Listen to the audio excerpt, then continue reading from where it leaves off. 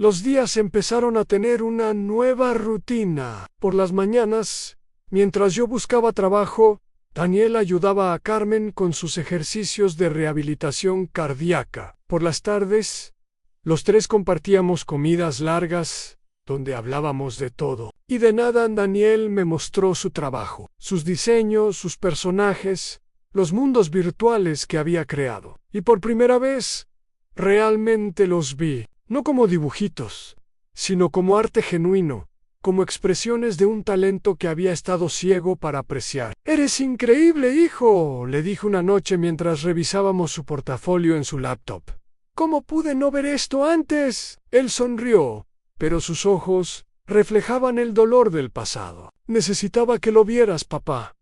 Más de lo que te imaginas. Quizás por eso trabajé tan obsesivamente. Inconscientemente, seguía intentando demostrarte algo. Lo siento tanto, Daniel. Ya no importa. Estamos aquí. Ahora es lo que cuenta». Las semanas se convirtieron en meses en Carmen. Recuperó su fuerza gradualmente. Los doctores estaban impresionados con su progreso. «Tiene ganas de vivir», me dijo su cardiólogo en una revisión. «Eso marca toda la diferencia». Daniel empezó terapia con un psicólogo local. Iba 2 veces por semana, y aunque no compartía los detalles de sus sesiones, podía notar cambios en él. Estaba más tranquilo, más presente, más en paz consigo. «Mismo estoy aprendiendo a perdonarme», me confesó un día mientras caminábamos por el mercado local. «Por los años perdidos, por las decisiones equivocadas, por haberme alejado de ustedes». «Yo también estoy aprendiendo eso», le respondí.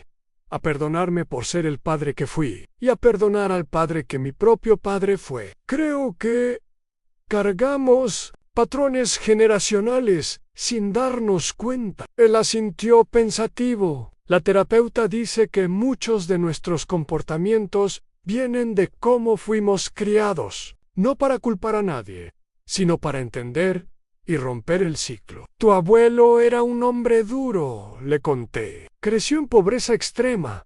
Trabajó desde los 7 años. Para él, el amor se demostraba con trabajo y sacrificio, no con palabras o abrazos. Yo crecí creyendo que eso era lo correcto, y sin querer, te transmití lo mismo. Pero ahora estás aquí, teniendo esta conversación conmigo.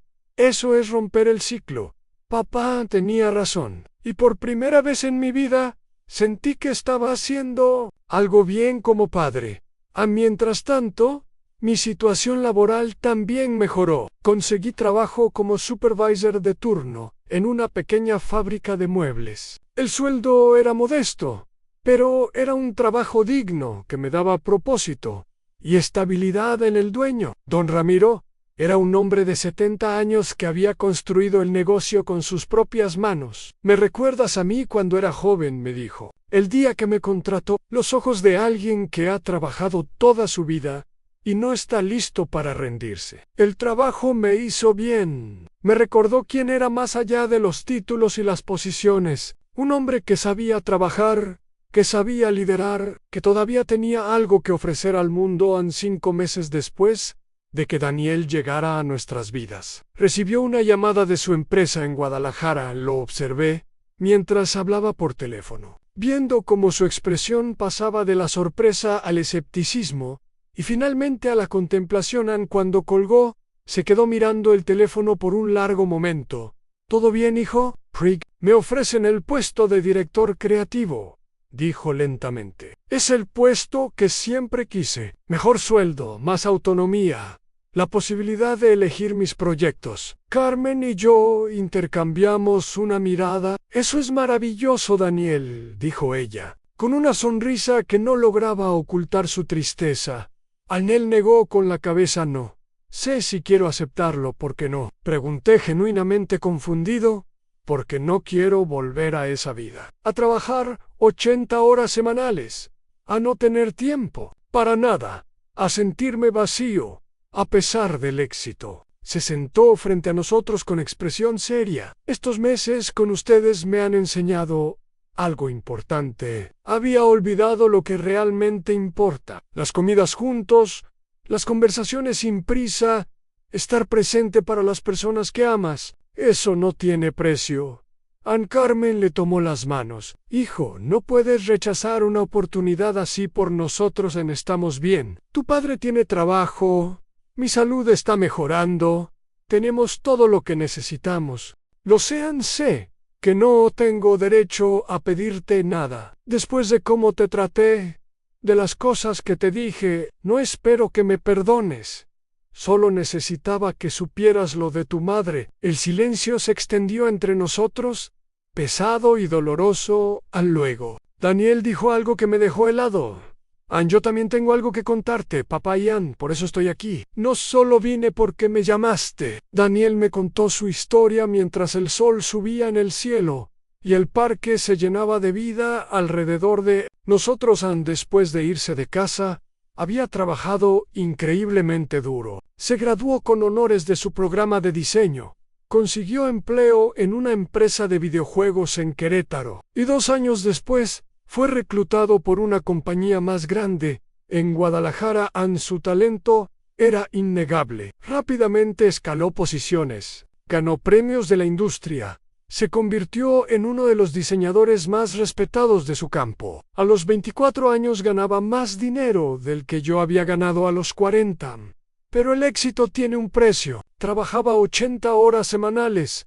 Me contó con la mirada perdida en el horizonte. No tenía vida social, no tenía relaciones personales, no tenía nada más que el trabajo. Me convencí de que eso era lo que quería, que estaba cumpliendo. Mi sueño hizo una pausa larga antes de continuar. Hace 4 meses, tuve un colapso. Desperté una mañana y no pude levantarme de la cama. Literalmente, mi cuerpo no respondía. Pasé 3 días encerrado en mi departamento, sin comer, sin bañarme, sin contestar el teléfono. Mi corazón se encogió al escucharlo. Una del trabajo se preocupó y llamó a emergencias. Me encontraron deshidratado, desnutrido, en un estado que los doctores describieron como agotamiento severo con síndrome depresivo mayor. Daniel... Intenté decir algo, pero él levantó la mano para detenerme. Pasé 3 semanas en una clínica de salud mental, terapia intensiva, medicamentos, evaluaciones constantes, y en todo ese tiempo solo podía pensar en una cosa: Anne, todo lo que había sacrificado para demostrar que podía triunfar sin ti. Sus ojos se llenaron de lágrimas, pero su voz se mantuvo firme. Logré todo lo que me propuse, papá. Tengo dinero, tengo reconocimiento, tengo el respeto de mis colegas, pero no tengo a nadie. Mis amigos eran conocidos de trabajo que desaparecieron cuando ya no era útil. Mis relaciones románticas fracasaron porque siempre ponía el trabajo primero. Ann y mi familia. Mi familia estaba a cientos de kilómetros, separada por un muro de orgullo que ninguno de los dos quería derribar. Nos quedamos en silencio por un largo momento. 2 hombres rotos, sentados en una banca, enfrentando finalmente las consecuencias de sus errores. Vine a pedirte perdón, papá, continuó Daniel. Perdón por irme como me fui. Perdón por no contestar tus llamadas cuando las hacías al principio. Perdón por dejar que mi orgullo me alejara de las personas que más quiero. Los corrían por mis mejillas sin que pudiera detenerlas. No, hijo. Soy yo quien debe pedirte perdón. Fui un padre terrible. Te impuse mis miedos, mis expectativas, mi visión del mundo. Nunca te escuché realmente. Nunca intenté entender lo que querías, Ann, y cuando tuviste el valor de perseguir tus sueños, te di la espalda. Me volví hacia él, mirándolo directamente a los ojos. Estoy orgulloso de ti, Daniel. Lo he estado siempre, aunque nunca supe demostrártelo. Eres más valiente de lo que yo fui jamás, y lamento profundamente haber tardado tanto en decírtelo. Daniel Said, el hombre adulto, exitoso, seguro de sí mismo, se desmoronó como un niño pequeño. Y por primera vez en 6 años, abracé a mi hijo. Nos quedamos así por varios minutos, llorando juntos, liberando años de dolor acumulado esa tarde. Llevé a Daniel al pequeño departamento donde vivíamos Carmen y yo, cuando Carmen vio a su hijo parado en la puerta. Dejó caer la taza de té que sostenía. Los pedazos se esparcieron por el piso, pero ninguno de los dos les prestó atención.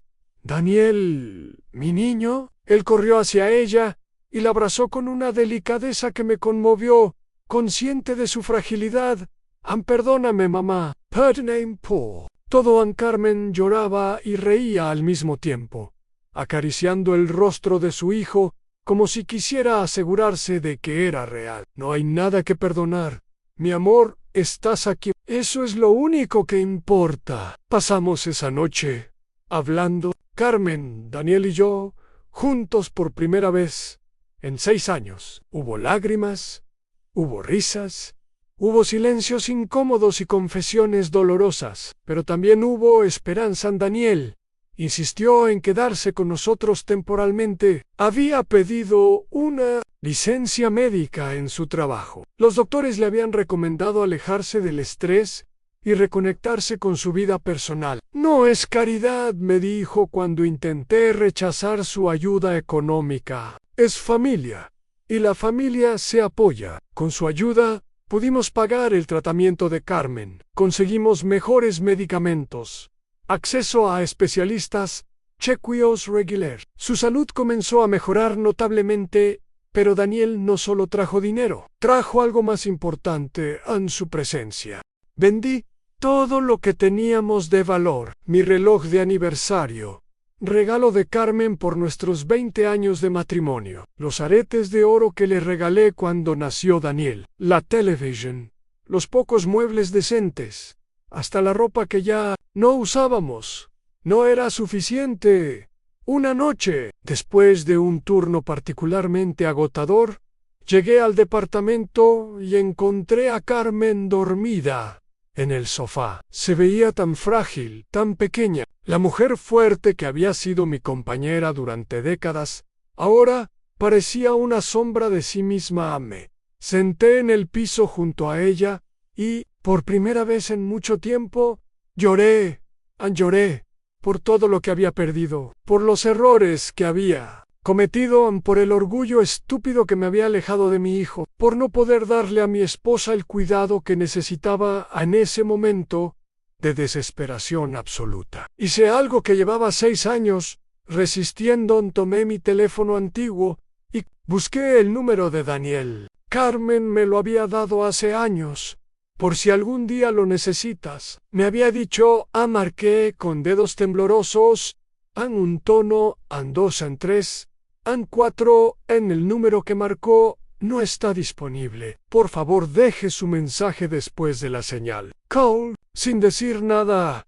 ¿Qué le iba a decir? «Hola, hijo. Soy el padre que te corrió de casa, el que te dijo que no contaras con él, el que nunca se disculpó. Y ahora vengo a pedirte ayuda, porque estoy arruinado». La vergüenza me consumía. Me quedé despierto toda la noche, mirando el techo agrietado del departamento, preguntándome en qué momento había perdido el control de mi vida. 2 semanas después de esa llamada fallida, mi teléfono sonó a las 5 de la mañana. Estaba terminando mi turno en la bodega, exhausto y con dolor de espalda. Al ver el número desconocido, pensé en no contestar, pero algo me impulsó a hacerlo. «Bueno, Hubert». Un silencio largo del otro lado. Luego, una voz que reconocería en cualquier parte del universo. «Pa, eres tú». Mi corazón se detuvo literalmente por un segundo. «Daniel». Otro silencio. Podía escuchar su respiración pesada, como si estuviera luchando por encontrar las palabras correctas. «Vi que me llamaste hace 2 semanas. No contesté porque no sabía qué decir, pero no he podido dejar de pensar en eso». Tragué saliva, intentando controlar el temblor de mi voz. «Yo tampoco sé qué decir. Hijo, papá». Su voz se quebró. «Necesito verte. ¿Podemos hablar?» «Claro, Daniel, cuando quieras. Donde quieras. Estoy en Saltillo. Llegué anoche. ¿Puedes verme hoy?» Mi mente procesó lentamente lo que escuchaba. ¿Daniel estaba aquí?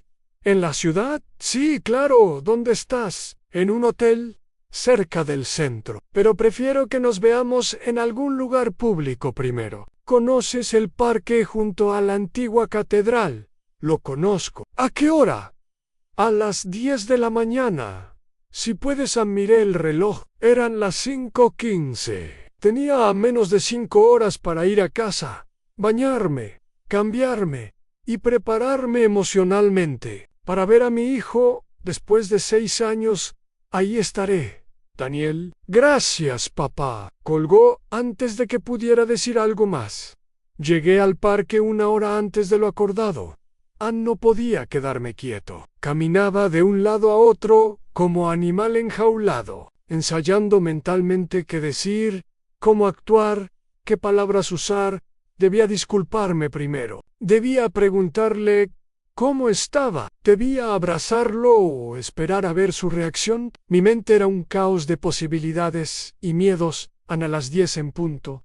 Lo vi entrar al parque por un momento. No lo reconocí. El adolescente delgado y rebelde, que había dejado nuestra casa, se había convertido en un hombre adulto. Tenía barba cuidada, lentes de armazón grueso, vestía ropa casual, pero elegante. Caminaba con una confianza que antes no tenía, pero cuando nuestras miradas se cruzaron, vi en sus ojos al mismo niño que solía correr hacia mí cuando llegaba del trabajo, al mismo muchacho que me pedía historias antes de dormir, al mismo hijo que había amado toda mi vida, aunque no supiera demostrárselo.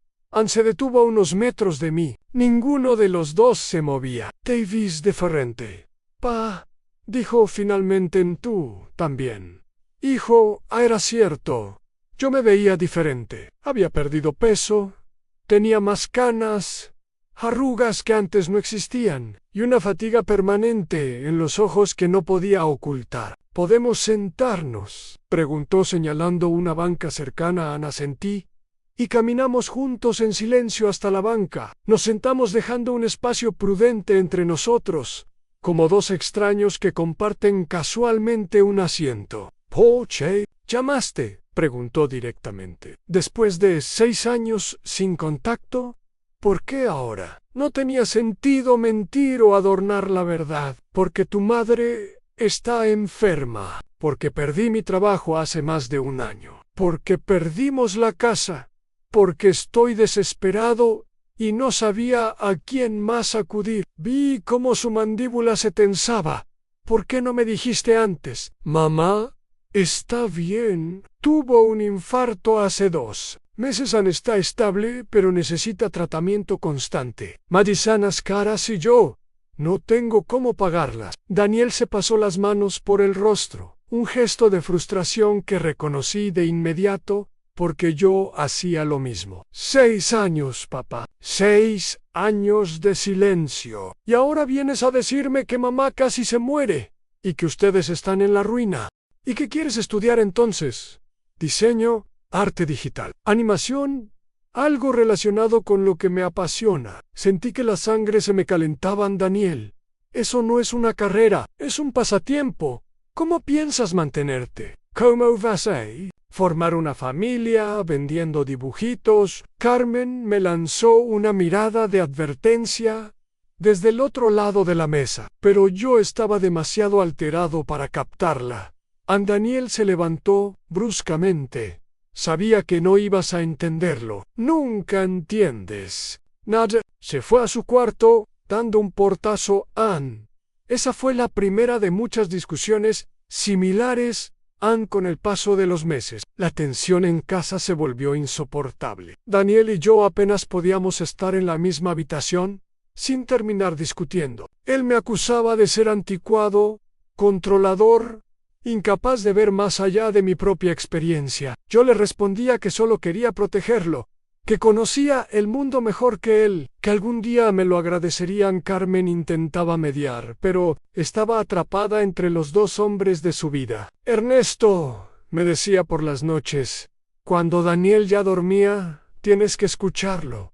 Es tu hijo, no tu empleado. No puedes darle órdenes como si estuvieras en la fábrica. Carmen, el mundo es cruel. Si no lo preparo ahora, ¿quién lo hará? ¿Prefieres que fracase y luego venga llorando a pedirnos dinero? Ella suspiraba, frustrada. Prefiero que sea feliz haciendo lo que ama, aunque no gane millones. La felicidad no se mide en pesos. Yo no escucho. No quise escuchar a Anne el día que Daniel cumplió 19 años. Tomó una decisión que partió nuestra familia en dos. Había terminado la preparatoria con buenas calificaciones, lo suficiente para entrar a cualquier universidad. Yo ya tenía todo planeado.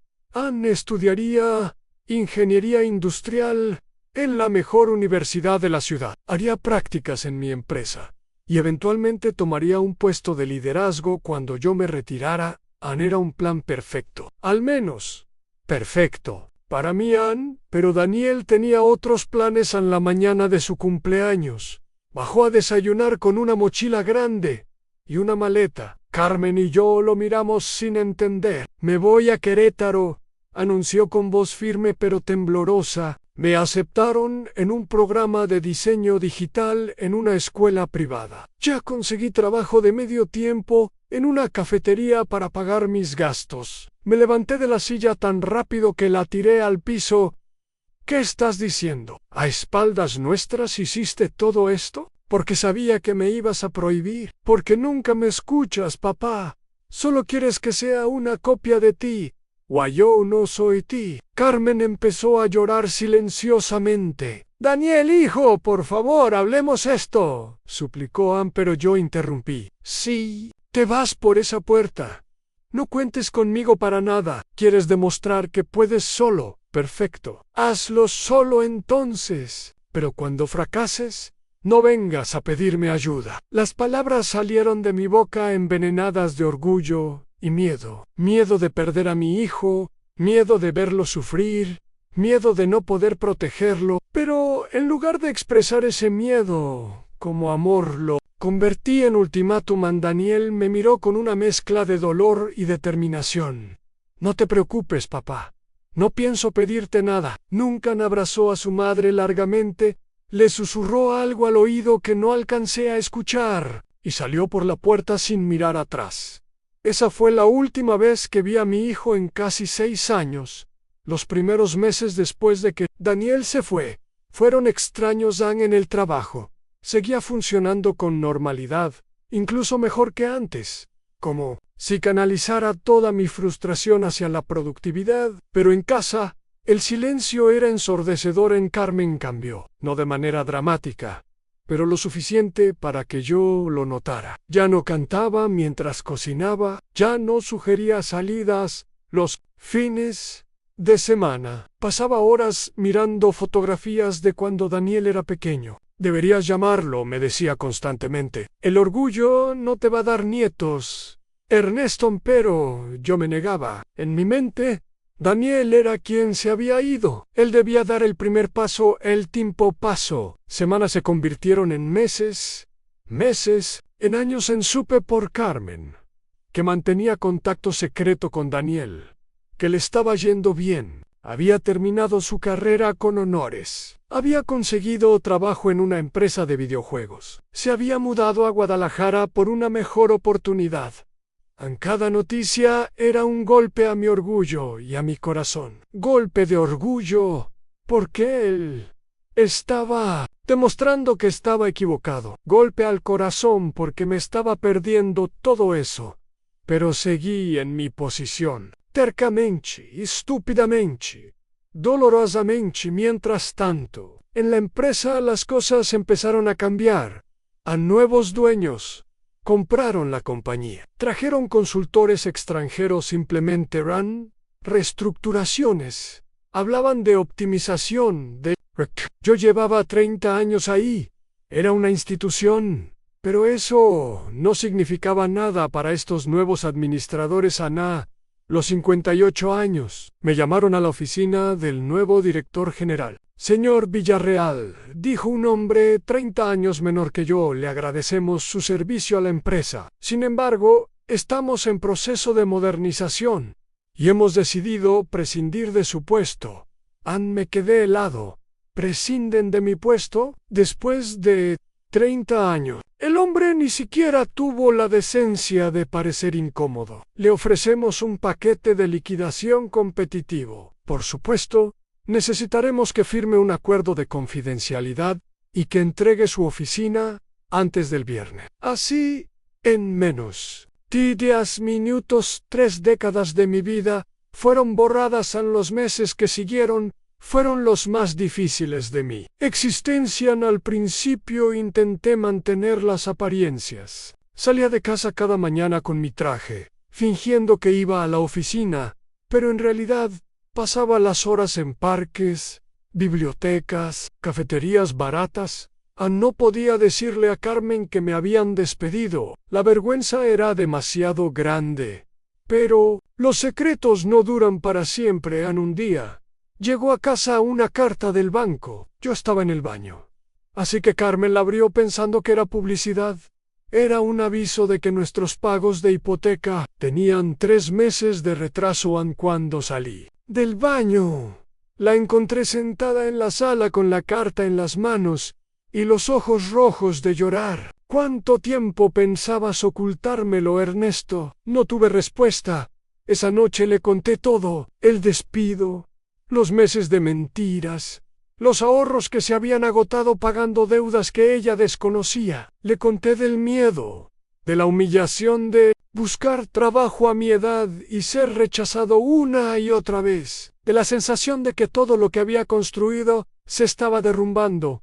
Carmen me escuchó sin interrumpir. Cuando terminé, hizo algo que no esperaba. Me tomó las manos y me dijo: saldremos de esto juntos, como siempre. Pero la realidad era más cruel que nuestras intenciones. 6 meses después, el banco ejecutó la hipoteca de nuestra casa.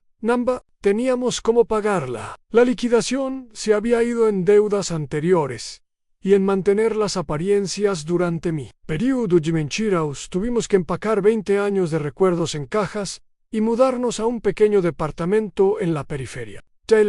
Era oscuro, húmedo, con vecinos que peleaban a gritos a medianoche y escaleras que crujían peligrosamente. Carmen nunca se quejó, ni una sola vez, pero yo notaba cómo su salud empezaba a deteriorarse. El estrés, la tristeza, el cambio brusco de vida, todo le estaba pasando factura. En una noche desperté y encontré su lado de la cama vacío. La busqué por el departamento y la encontré en el pequeño baño, sentada en el piso, pálida, agarrándose el pecho. Ernesto, susurró con dificultad: me duele mucho. Llamé a emergencias con las manos temblando. La ambulancia tardó 25 minutos que se sintieron como horas eternas en el hospital. Los doctores confirmaron mis peores miedos.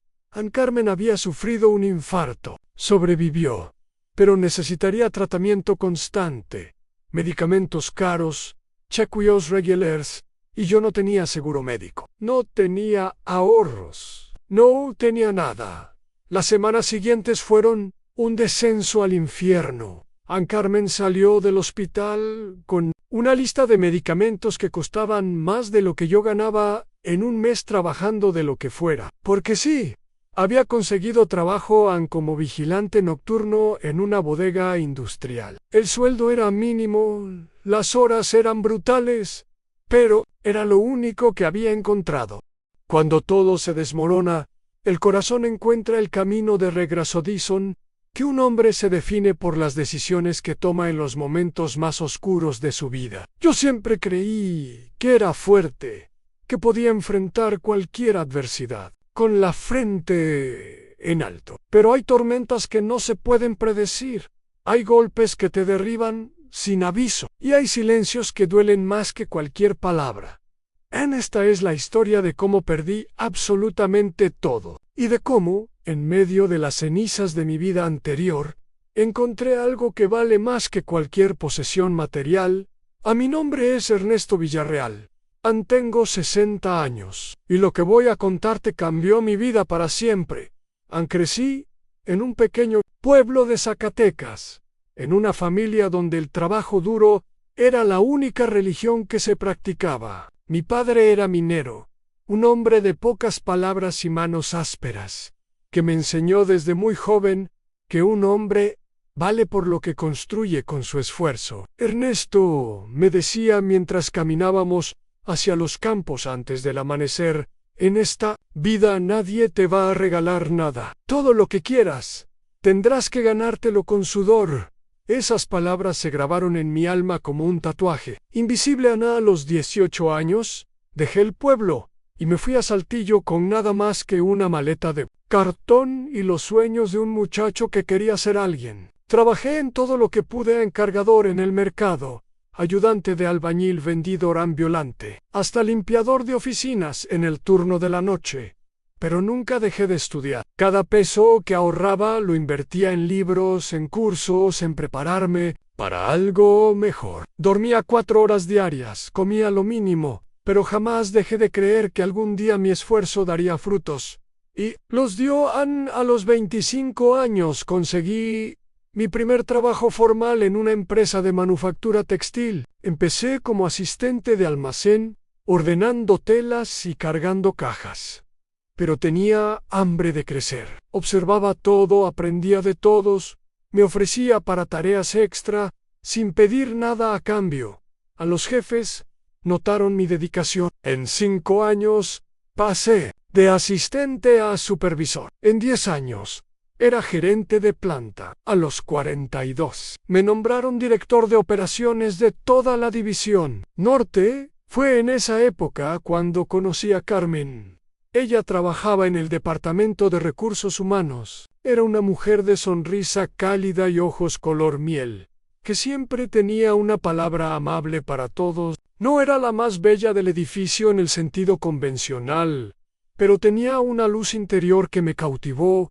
Desde el primer momento tardé 6 meses en atreverme a invitarla a tomar un café. Ella me rechazó las primeras 3 veces, no por desinterés, sino porque tenía reglas estrictas sobre no mezclar el trabajo con la vida personal.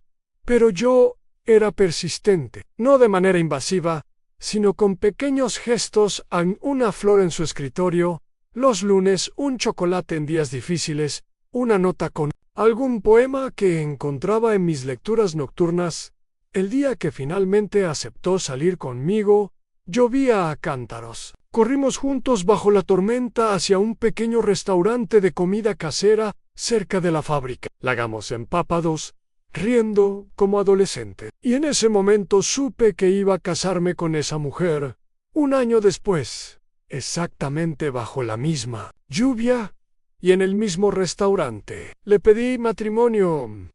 Ella dijo que sí. Nos casamos en una ceremonia sencilla en la parroquia del barrio donde vivíamos. No teníamos dinero para grandes lujos, pero teníamos amor de sobra.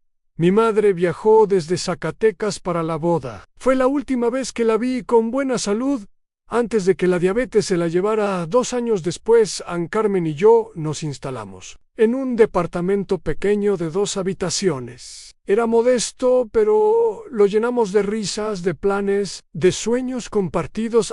3 años después de la boda, llegó la noticia que cambiaría nuestras vidas. Carmen estaba embarazada. Recuerdo el día que me lo di. Llegué del trabajo exhausto, con problemas en la producción que me tenían preocupado. Ella me esperaba en la cocina con una cena especial y una caja envuelta en papel azul sobre la mesa. «Ábrela», me dijo con una sonrisa misteriosa dentro. Había unos pequeños zapatitos de bebé y una prueba de embarazo positiva. Me quedé sin palabras. Literalmente, no pude articular sonido alguno por varios minutos. Carmen empezó a preocuparse.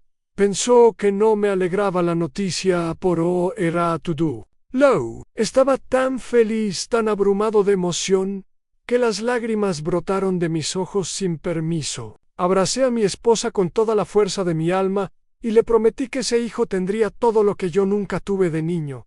8 meses después, nació. Daniela. Fue el momento más transformador de mi existencia. Cuando la enfermera puso a ese pequeño ser en mis brazos, cuando sentí su calor, cuando vi sus ojitos intentando enfocarme, entendí finalmente el significado de la vida. Ya no trabajaba solo por mí. Ahora tenía una razón más grande, más poderosa, más importante que cualquier ambición personal.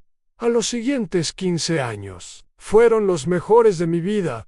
Mi carrera siguió en ascenso. La empresa creció, se expandió a nuevos mercados y yo crecí con ella. Mi salario aumentó considerablemente, lo que nos permitió comprar una casa propia en una colonia residencial con jardín y espacio para que Daniel jugara. Carmen dejó de trabajar cuando Daniel cumplió 5 años. Queríamos que nuestro hijo tuviera a su madre presente, no a una extraña cuidándolo mientras nosotros perseguíamos dinero. Fue una decisión que nunca lamentamos. Daniel creció siendo un niño alegre, curioso, con una imaginación desbordante. Desde muy pequeño mostraba inclinación por el arte. Pasaba horas dibujando mundos fantásticos, personajes imposibles, historias que solo existían en su mente. Yo lo miraba con una mezcla de fascinación y preocupación. ¿Fascinación? Poc. Su talento era innegable. Sus dibujos tenían una calidad que sorprendía a sus maestros. ¿Preocupación? Porque yo conocía la dureza del mundo. Sabía lo difícil que era sobrevivir sin una profesión práctica. Había visto a tantos soñadores estrellarse contra la realidad. Pero en esos años guardé mis preocupaciones para mí mismo. Daniel era un niño, tenía tiempo de encontrar su camino.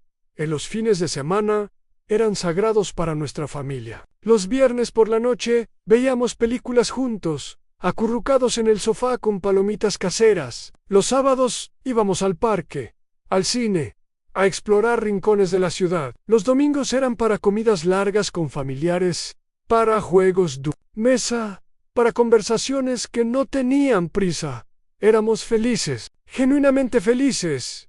Pero como todo en la vida, nada dura para siempre. Los problemas comenzaron cuando Daniel entró a la preparatoria. Ya no era el niño dócil y soñador de antes. La adolescencia llegó con fuerza, trayendo consigo rebeldía, cuestionamientos y una necesidad feroz de independencia. No me malinterpreten. Daniel nunca fue un mal muchacho. No se metió en drogas, no se juntó con malas compañías, no reprobó materias, pero empezó a desafiar todo lo que yo representaba. Papá, no quiero estudiar ingeniería, me dijo un día durante la cena. Tenía 16 años. Dejé el tenedor sobre el plato con más fuerza de la necesaria. Pero yo los necesito a ustedes, respondió él. No. ¿Lo entienden? Pasé 6 años solo, creyendo que el éxito iba a llenar el vacío que había dejado nuestra separación. Y lo único que conseguí fue hacerlo más grande. Intervine. Entonces, Daniel, escucha a tu madre. No puedes vivir el resto de tu vida aquí por culpa o por miedo. Eso no sería justo para ninguno. Él se quedó en silencio, procesando nuestras palabras. Pero tampoco quiero perderlos de nuevo. No nos vas a perder, le aseguré con firmeza. Hemos aprendido la lección, todos. Ya no hay orgullo entre nosotros. No hay silencios obligados. Puedes irte a Guadalajara, construir tu carrera, vivir tu vida. Pero esta vez estaremos conectados. Llamadas, visitas, lo que sea necesario. Carmen asintió enfáticamente. Tu padre tiene razón. El amor no depende de la distancia física. Depende de la voluntad de mantenerlo vivo. Daniel nos miró a ambos con los ojos brillantes. ¿Lo prometen? ¿Prometen que no volveremos a perdernos? Lo prometo, dije yo. Lo prometo, dijo Carmen. Él respiró profundo y asintió lentamente. Entonces, voy a aceptar el puesto, pero con condiciones. Voy a negociar horarios razonables, trabajo remoto parcial y tiempo para visitar a mi familia al menos una vez al mes. Sonreí con orgullo. Eso suena a un hombre que sabe lo que quiere. Aprendí del mejor, respondió, y aunque había ironía en su voz, también había cariño. El día que Daniel volvió a Guadalajara, los tres estábamos en la terminal de autobuses San Carmen. Lo abrazó largamente, susurrándole cosas al oído, que hicieron que él asintiera con los ojos cerrados. Cuando se separaron, ella le acomodó el cuello de la camisa, como cuando era niño. come bien, duerme bien, y llámanos, le ordenó con esa autoridad maternal que ningún adulto supera realmente. Sí, mamá, respondió él con una sonrisa. Luego me miró a mí. Por un momento, ninguno de los dos supo qué hacer, pero entonces, sin pensarlo, lo abracé con fuerza. Estoy orgulloso de ti, hijo Ann. Siempre lo estuve. Perdóname por no decírtelo antes. Él me devolvió el abrazo. Ya no hay nada que perdonar, papá. Solo hay que seguir adelante. Cuando el autobús partió, Carmen y yo nos quedamos mirando hasta que desapareció en el horizonte. Luego, ella tomó mi mano y la apretó suavemente. Lo logramos, Ernesto. Después de todo, lo logramos. Ambesé su frente y sonreí. Todavía queda mucho camino, mi amor, pero al menos ahora lo caminamos juntos. Estoy sentado en el balcón del departamento de Daniel en Guadalajara. Es una noche cálida de primavera, y las luces de la ciudad brillan como un manto de estrellas terrestres. Hace un año pensé que lo había perdido todo: mi trabajo, mi casa, mi dignidad, mi hijo. Pensé que la vida me había quitado todo lo que había construido y que ya no me quedaba nada por lo cual luchar. En qué equivocado estaba. Carmen está adentro, sentada en el sofá, hojeando un álbum de fotografías que Daniel creó digitalmente para nuestro aniversario de bodas. 32 años juntos. Puedo escucharla reír mientras señala alguna imagen del pasado. Ann, su salud ha mejorado tremendamente. Los doctores dicen que su corazón está más fuerte que hace 2 años. Yo creo que la felicidad tiene propiedades curativas que la medicina aún no logra explicar. Daniel sale al balcón con 2 tazas de café. Me da una y se sienta a mi lado en la silla de jardín que compró especialmente para estas visitas. ¿En qué piensas, papá? Lo miro a este hombre que alguna vez fue el niño rebelde que no entendía, y siento una oleada de gratitud que casi me quita el aliento. Pienso en lo afortunado que soy. Él levanta una ceja sorprendido. ¿Afortunado? Después de todo lo que pasaste. Precisamente por eso.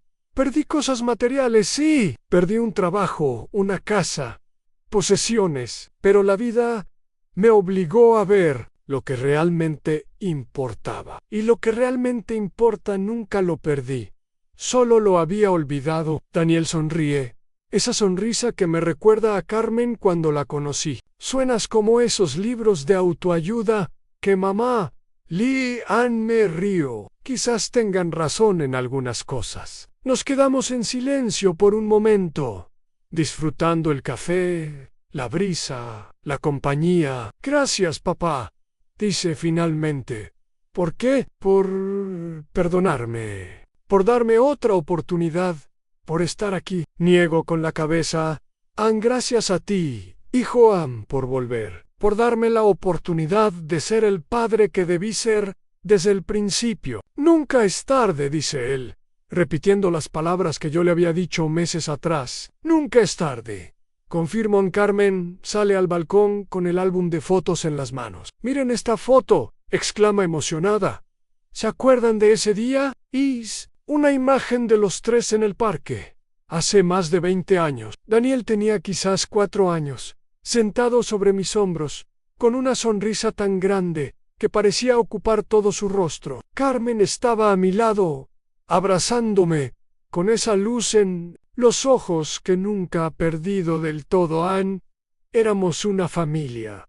Entonces, somos una familia ahora, Ann, diferente, sí, más imperfecta, más consciente de nuestras heridas, más cuidadosos con las palabras, pero también más fuerte, más honesta, más real. Éramos felices, digo mirando la foto. Somos felices, corrige Daniel. Ann, diferente, pero felices. Carmen se sienta con nosotros en el balcón y los 3 nos quedamos ahí, mirando las estrellas, recordando el pasado y construyendo el futuro.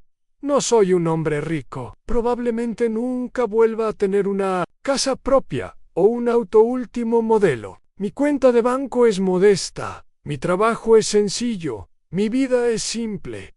Pero tengo a mi esposa, que ha estado a mi lado en las buenas y en las malas por más de 3 décadas. Tengo a mi hijo, que volvió a mi vida cuando más lo necesitaba y me dio la oportunidad de redimirme. Tengo paz interior, algo que el dinero jamás pudo darme. Dicen que un hombre se define por las decisiones que toma en los momentos más oscuros. Yo tardé mucho en tomar las correctas. Dejé que el orgullo, el miedo y la terquedad me alejaran de las personas que amaba. Perdí años preciosos que nunca recuperaré.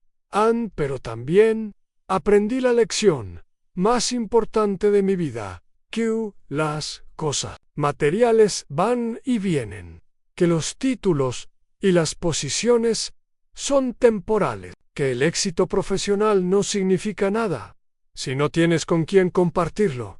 A lo único que permanece, lo único que realmente importa es el amor, las conexiones humanas que construimos, los puentes que tendemos hacia los demás especialmente. Cuando esos puentes parecen imposibles de cruzar, perdí todo lo que creía importante, y en el proceso encontré lo único que realmente valía la pena.